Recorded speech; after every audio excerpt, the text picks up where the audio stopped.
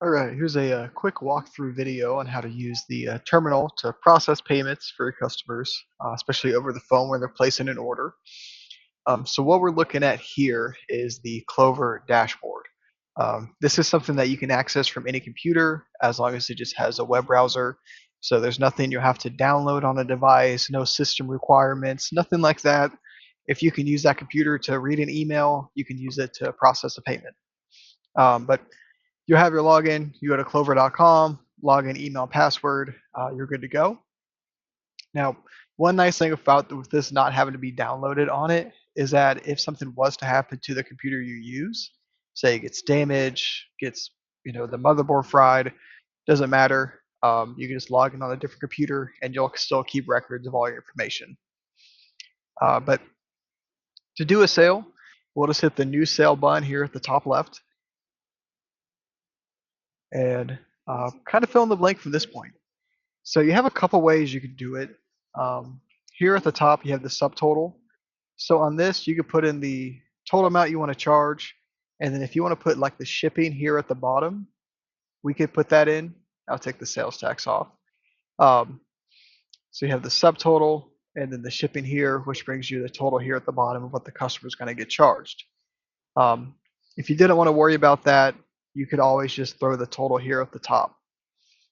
And then here as well, we have a notes section to put a description of what the charge is for.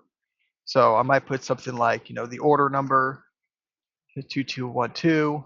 I'll say like item total was $1,000, and then I could say shipping was $200. And I mean, you can put as much or as little as you want to put in here. Some people like to put in a breakdown because on this note, this is something that the customer can also see as well. When they get like a copy of the receipt, they can get a good idea of, okay, I paid $1,200. This much went to this, and the other percent went to shipping and handling. Scrolling down a little bit, this is where we can actually do the payment. So we have customer information. We could tie a customer in with the order.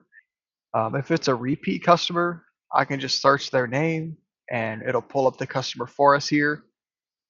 But if it's a new customer, we can add that in real quickly. So I'll do like John Thomas, put in a random phone number,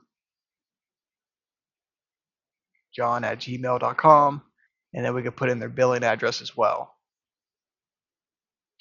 So once that's done, we'll just save that, and we got the customer here at the top.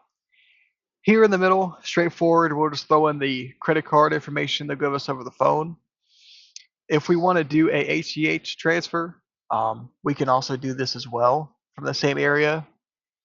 But we'll say this is a card. We'll put that in. It'll automatically have John's email as the receipt location, so they can keep that on their records. But we'll put that in. Da da da. And then we'll hit complete payment at the bottom to finish everything up. Once we hit complete payment, it'll give us a little green banner at the top showing us, hey, your payment's gone through successfully.